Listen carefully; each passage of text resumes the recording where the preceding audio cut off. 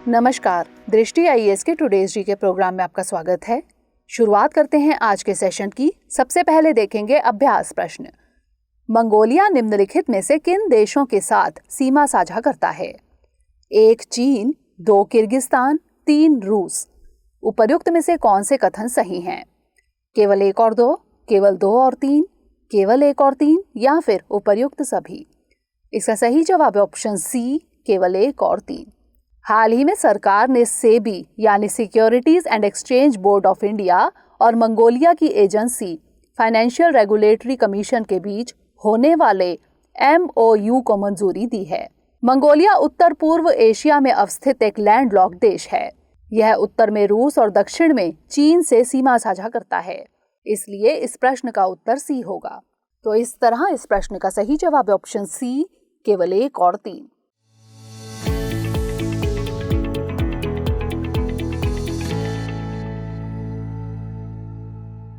आज के सेशन का पहला प्रश्न है, निम्नलिखित में से कौन सा कथन आवश्यकता के सिद्धांत यानी डॉक्ट्रिन ऑफ नेसेसिटी से संबंधित है? इसके मुताबिक संविधान के लागू होने से पहले भारत में लागू प्रवृत्त कानून मूल अधिकारों के संबंध में अपनी असंगतता की सीमा तक विधि शून्य माने जाएंगे। यह इस नियम पर आधारित है कि जो प्रत्यक्ष रूप से नहीं हो सकता वह अप्रत्यक्ष रूप से भी नहीं हो सकता। इसके अनुसार संघ और राज्य विधायिकाओं को एक दूसरे के क्षेत्राधिकार का अतिक्रमण नहीं करना चाहिए, या फिर यह सिद्धांत ऐसी कार्यवाही को वैध करार देता है जो अन्यथा तो वैधानिक नहीं है लेकिन अनिवार्यता के कारण उसे वैध बनाया गया। इसका सही जवाब है ऑप्शन डी। यह सिद्धांत ऐसी कार्यवाही को वैध करार देता है जो अन्यथा तो वैधानिक नहीं है लेकिन अनिवार्यता के कारण उसे वैध बनाया गया। पाकिस्तान में चल रहे राजनीतिक संकट के बीच वहां के सुप्रीम कोर्ट ने तत्कालीन पीटीआई सरकार के दावे को सिरे से खारिज कर दिया। पीटीआई सरकार का कहना था कि पिछले दिनों उन्होंने जो भी कार्यवाहियां की वे डॉक्ट्रिन ऑफ नेसेसिटी यानी आवश्यकता के सिद्धांत के मुताबिक सही हैं। बता दें कि इस सिद्धांत को फ्रांस और यूके के कुछ कानूनी छात्रों ने पेश किया था। इस सिद्धांत के मुताबिक कोई भी कार्यवाही अनिवार्यता के चलते तर्कसंगत यानी लॉफुल मानी जाती है, चाहे वह पहले से कानूनी ना हो तब भी उसे वैध करार दिया जाएगा। आवश्यकता का सिद्धांत प्राकृतिक न्याय का सिद्धांत और आवश्यकता किसी कानून को नहीं जानती नियमों पर जोर देता है। सरल शब्दों में अगर किसी व्यक्ति का सरकारी अथॉरिटी से ऐसा काम करना पड़ जाए जो समय के हिसाब से जरूरी है लेकिन उसके लिए कानून मौजूद नहीं है तो बाद में उस कार्रवाई को उचित ही माना जाता है क्योंकि उस कार्रवाई का उद्देश्य यानी इंटेंट सही था। यही नियम उस समय भी अप्लाई हो सकता है जब कोई काम बड़े नुकसान को रोकने के लिए किया गया हो या उसके चलते भले ही एक आध लोगों को नुकसान हो जाए। तो इस तरह इस प्रश्न का सही जवाब है ऑप्शन डी। यह सिद्धांत ऐसी कार्रवाई को वैध करार देता है जो अन्यथा तो वैधानिक नहीं है लेकिन अनिवार्यता के कारण उसे वैध बनाया गया। अगला प्रश्न है, नैनोबोट्स का प्रयोग निम्नलिखित में से किन किन क्षेत्रों में संभव है? 1 पर्यावरण में मौजूद जहरीले तत्वों का पता लगाने में, 2 दवाओं की डिलीवरी में, 3 बायोमेडिकल यंत्रीकरण यानी इंस्ट्रूमेंटेशन। उपर्युक्त में से कौन से कथन सही हैं? केवल 1 और 2, केवल 2 और 3, केवल 1 और 3 या फिर उपर्युक्त सभी? इसका सही जवाब है ऑप्शन डी, उपर्युक्त सभी। नैनो रोबोटिक्स तकनीक के जरिए आज के समय में मशीनों और रोबोट्स का उत्पादन नैनो स्केल में भी किया जा सकता है। नैनोबोट्स भी इसी तकनीक की उपज है जिसका इस्तेमाल हम अलग अलग क्षेत्रों में कर सकते हैं। उदाहरण के लिए पर्यावरण में मौजूद जहरीले तत्वों का पता लगाने में, दवाओं की डिलीवरी में, बायोमेडिकल यंत्रीकरण यानी इंस्ट्रूमेंटेशन में। इसलिए इस प्रश्न का उत्तर डी होगा। हम जानते हैं कि बीमारी से प्रभावित हिस्से तक पहुंचने से पहले दवाएं पूरे शरीर पर असर करती हैं, लेकिन नैनो टेक्नोलॉजी के जरिए दवा को शरीर के खास हिस्से तक सीधे पहुंचाया जा सकता है। इससे दवा का असर अधिक होगा और साइड इफेक्ट्स को भी कम किया जा सकेगा। तो इस तरह इस प्रश्न का सही जवाब है ऑप्शन डी, उपर्युक्त सभी। अगला प्रश्न है, वायुमंडल के किस परत में ओजोन परत पाई जाती है? समताप मंडल, बहिर्मंडल, ताप मंडल या फिर मध्य मंडल? इसका सही जवाब है ऑप्शन ए, समताप मंडल। हालिया शोध के मुताबिक 20वीं शताब्दी में अंटार्कटिका से सटे समुद्री इलाकों के तापमान में बढ़ोतरी के लिए ओजोन की मोटाई की बड़ी भूमिका है।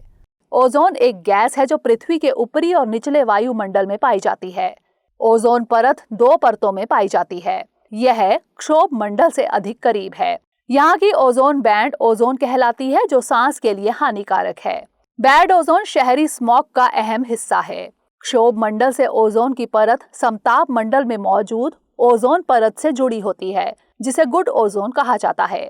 यही परत हमें सूर्य की पराबैंगनी किरणों से सुरक्षा देती है। इसलिए इस प्रश्न का सही उत्तर ए है। तो इस तरह इस प्रश्न का सही जवाब ऑप्शन ए, समताप मंडल। अगला प्रश्न है, ज्योतिबा फुले के संदर्भ में निम्नलिखित कथनों पर विचार कीजिए। 1. उनके विचार स्वेच्छातंत्रवाद और समतावाद पर आधारित थे। 2. उन्होंने सत्यशोधक समाज की स्थापना की। 3. गुलामगिरी उनके मुख्य प्रकाशनों में से एक है। उपर्युक्त में से कौन से कथन सही हैं? केवल 1 और 2, केवल 2 और 3, केवल 1 और 3 या फिर उपर्युक्त सभी? इसका सही जवाब ऑप्शन डी, उपर्युक्त सभी। महाराष्ट्र के ज्योतिबा फुले एक सामाजिक कार्यकर्ता, विचारक, समाज सुधारक और लेखक थे। फुले का जन्म 11 अप्रैल 1827 को हुआ था। उनकी विचारधारा स्वाधीनता, समता और समाजवाद पर आधारित थी। इसलिए पहला कथन सही है। फुले थॉमस पेन की एक किताब द राइट्स ऑफ मैन से काफी प्रभावित थे। उनका मानना था कि सामाजिक बुराइयों से लड़ने का एकमात्र रास्ता महिलाओं और निचले जातियों के लोगों का सशक्तिकरण करना था। 1848 में अपने कुछ साथियों के साथ मिलकर उन्होंने सत्यशोधक समाज की स्थापना की। इसलिए दूसरा कथन सही है। सत्यशोधक समाज का मतलब है सत्य को खोजने वाले। उनके प्रमुख प्रकाशनों में शामिल है तृतीय रत्न 1855, पोवाडा छत्रपति शिवाजी राजे भोसले यांचा 1869, गुलामगिरी 1873 आदि। तो इस तरह इस प्रश्न का सही जवाब ऑप्शन डी, उपर्युक्त सभी। अगला प्रश्न है, निम्नलिखित में से कौन सा विद्रोह नील की खेती से संबंधित था? मोपला विद्रोह, चंपारण सत्याग्रह, पाबना आंदोलन या फिर खेड़ा सत्याग्रह? इसका सही जवाब ऑप्शन बी, चंपारण सत्याग्रह। प्राकृतिक रंग नील पिछले दिनों चर्चा का विषय रहा। प्राचीन ग्रीक लोग नील के रंग को इंडिकॉन कहते थे, जिसका मतलब है भारतीय। भारत में नील की खेती मुख्यतः बिहार में की जाती है। अंग्रेजों के समय यहाँ के चंपारण जिले में नील के किसानों को काफी प्रताड़ित किया जाता था। किसानों के लिए अनिवार्य था कि वे कुल भूमि के 3/20 हिस्से में नील की खेती करें और उसे उस कीमत पर ही बेचें जो खेती कराने वाले तय करते थे। 1917 में जब गांधी जी चंपारण पहुंचे तो उन्होंने किसानों की स्थिति जानने के लिए जांच की। चंपारण कृषक अधिनियम 1918 के जरिए बाद में इन किसानों को कुछ राहत मिली। तो इस तरह इस प्रश्न का सही जवाब ऑप्शन बी, चंपारण सत्याग्रह। अगला प्रश्न है, रास बिहारी घोष के संदर्भ में निम्नलिखित कथनों पर विचार कीजिए। 1. उन्हें companion of the order of the Indian empire यानी CIE और the companion of the order of the star of India यानी CSI के रूप में नियुक्त किया गया था। 2. उनका झुकाव उदारवादी समूह की ओर हो गया था।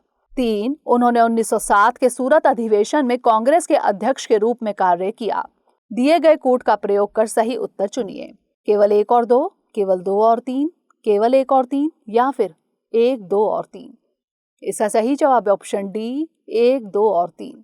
रास बिहारी घोष का जन्म 23 दिसंबर 1845 को बंगाल प्रेसिडेंसी के पूर्व बर्धमान जिले के टरकोना गांव में हुआ था। उन्हें 1896 में companion of the order of the Indian empire यानी CIE के रूप में नियुक्त किया गया। वर्ष 1909 में उन्हें companion of the order of the star of India यानी CSI के रूप में भी नियुक्त किया गया। अतः कथन 1 सही है। वे भारतीय राष्ट्रीय कांग्रेस के सदस्य बने और उनका झुकाव उदारवादी समूह की ओर हो गया। अतः कथन 2 सही है। उन्होंने 2 कार्यकालों के लिए कांग्रेस के अध्यक्ष के रूप में कार्य किया। पहले वर्ष 1907 के सूरत अधिवेशन में। इस अधिवेशन में कांग्रेस नरमपंथियों और चरमपंथियों में विभाजित हो गई। उसके बाद वर्ष 1908 के मद्रास अधिवेशन में। अतः कथन 3 भी सही है। तो इस तरह इस प्रश्न का सही जवाब ऑप्शन डी, 1, 2 और 3। अगला प्रश्न है, कारगिल हिल काउंसिल के संदर्भ में निम्नलिखित कथनों पर विचार कीजिए। 1. यह जुलाई 2003 में अस्तित्व में आई। 2. इसमें 30 सदस्य होते हैं जिनमें से 20 सीधे निर्वाचित होते हैं। उपरोक्त में से कौन सा यहाँ से कथन सत्य है या फिर है?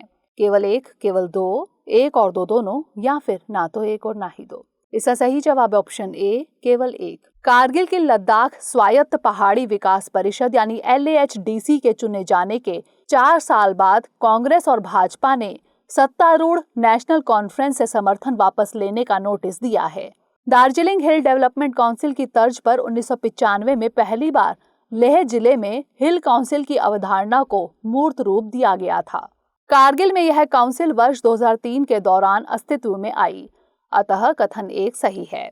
30 पार्षदों में संबंधित निर्वाचन क्षेत्रों से 26 पार्षद निर्वाचित होते हैं, जबकि 4 पार्षद अल्पसंख्यक एवं महिलाओं में से मनोनीत होते हैं, इसलिए कथन 2 सही नहीं है। हिल काउंसिल जिला प्रशासन में पारदर्शिता और जवाबदेही के साथ विकास कार्यों की त्वरित मॉनिटरिंग का काम करती है। तो इस तरह इस प्रश्न का सही जवाब ऑप्शन ए, केवल एक। अगला प्रश्न है, निम्नलिखित में से कौन सा या से युग्म सही सुमेलित है या फिर हैं? सीमावर्ती स्थान और राज्य। 1 मुनाबाव राजस्थान, 2 फाजिल्का पंजाब, 3 वाघा जम्मू और कश्मीर। दिए गए कूट का प्रयोग कर सही उत्तर चुनिए। केवल 1, केवल 2, केवल 1 और 2 या फिर केवल 2 और 3। इसका सही जवाब ऑप्शन सी, केवल 1 और 2। मुनाबाव खोखरापार लाइन राजस्थान और पाकिस्तान के बीच एक लिंक है, अतः युग्म 1 सही है। पंजाब के फाजिल्का जिले में भारत पाकिस्तान सीमा पर सादिकी गांव, अमृतसर में वाघा और पंजाब के फिरोजपुर जिले में हुसैनीवाला के बाद तीसरा संयुक्त चेक पोस्ट है, अतः युग्म 2 सही है। वाघा भारत पाकिस्तान सीमा पर अमृतसर और लाहौर के बीच एक सैन्य चौकी है। यहाँ प्रतिदिन बीटिंग द रिट्रीट समारोह होता है। तो इस तरह इस प्रश्न का सही जवाब ऑप्शन सी, केवल 1 और 2। अगला प्रश्न है, निम्नलिखित प्रश्न में 2 कथनों को कथन ए और कारण यानी आर के रूप में चिन्हित किया गया है। कथन यानी ए, यूपीआई एक अवधारणा है जो कई बैंक खातों को एक ही मोबाइल एप्लीकेशन में शामिल करने की सुविधा देती है। कारण यानी आर, यह एक रियल टाइम पेमेंट सिस्टम है जो मोबाइल प्लेटफॉर्म के माध्यम से 2 बैंक खातों के बीच तुरंत फंड ट्रांसफर करने में मदद करता है। कूट है, ए सही है और आर ए की उपयुक्त व्याख्या है। ए सही है लेकिन आर ए की उपयुक्त व्याख्या नहीं है। ए सही है लेकिन आर गलत है, या फिर ए गलत है लेकिन आर सही है। इसका सही जवाब ऑप्शन ए सही है और आर ए की उपयुक्त व्याख्या है। भारतीय रिजर्व बैंक यानी आरबीआई ने यूनिफाइड पेमेंट इंटरफेस यानी यूपीआई के जरिए सभी एटीएम्स पर बिना कार्ड के पैसे निकालने की सुविधा उपलब्ध कराने का प्रस्ताव दिया है। यूपीआई या यूनिफाइड पेमेंट्स इंटरफेस एक रियल टाइम पेमेंट सिस्टम है जो एक मोबाइल प्लेटफॉर्म के माध्यम से 2 बैंक खातों के बीच तुरंत फंड ट्रांसफर करने में मदद करता है। यूपीआई एक अवधारणा है जो कई बैंक खातों को एक ही मोबाइल एप्लीकेशन में लाने की अनुमति देती है। यह विचार भारतीय राष्ट्रीय भुगतान निगम यानी एनपीसीआई द्वारा विकसित किया गया था और इसे आरबीआई और इंडियन बैंक एसोसिएशन यानी आईबीए द्वारा नियंत्रित किया जाता है, इसलिए विकल्प ए सही है। एनपीसीआई के सलाहकार नंदन नीलेकणी ने आश्वासन दिया है कि इस सुविधा में यूपीआई के साथ फुल प्रूफ सुरक्षा होगी क्योंकि इसमें लेन देन अत्यधिक एनक्रिप्टेड फॉर्मेट में होगा। तो इस तरह इस प्रश्न का सही जवाब ऑप्शन ए सही है और आर ए की उपयुक्त व्याख्या है। अंतिम प्रश्न है, हाल ही में समाचारों में देखा गया सिलोवार्च निम्नलिखित में से किससे संबंधित है? एक अंतरिक्ष यान, नया कोविड संस्करण, लोगों का एक शक्तिशाली समूह या फिर समुद्री प्रजाति। इसका सही जवाब ऑप्शन सी, लोगों का एक शक्तिशाली समूह। यूक्रेन पर रूस के आक्रमण के चलते पश्चिमी सरकारों द्वारा लगाए गए प्रतिबंधों के कारण ओलिगार्च शब्द चर्चा में रहा है। रूस यूक्रेन युद्ध से अंतर्राष्ट्रीय व्यवस्था में अस्थिरता की स्थिति से एक और शक्तिशाली समूह सिलोवार्च भी चर्चा में आ गया है। सिलोवार्च सैन्य एलीट समूह है। ये वे लोग हैं जो यूएसएसआर के विघटन से पहले सैन्य और सुरक्षा सेवाओं के पदों पर काबिज थे, अतः विकल्प सी सही है। तो इस तरह इस प्रश्न का सही जवाब ऑप्शन सी, लोगों का एक शक्तिशाली समूह। अब नोट कर लेते हैं आज का अभ्यास प्रश्न। यमन किन देशों के साथ अपनी सीमा साझा करता है? 1 संयुक्त अरब अमीरात, 2 ओमान, 3 सऊदी अरब, 4 कतर। निम्नलिखित कूट का प्रयोग कर सही उत्तर चुनिए। केवल 1 और 2, केवल 2 और 3, केवल 1 और 4 या फिर केवल 3 और 4। इसका उत्तर हमें कमेंट सेक्शन में जरूर भेजिएगा। अगले सेशन में नए प्रश्नों के साथ मिलेंगे।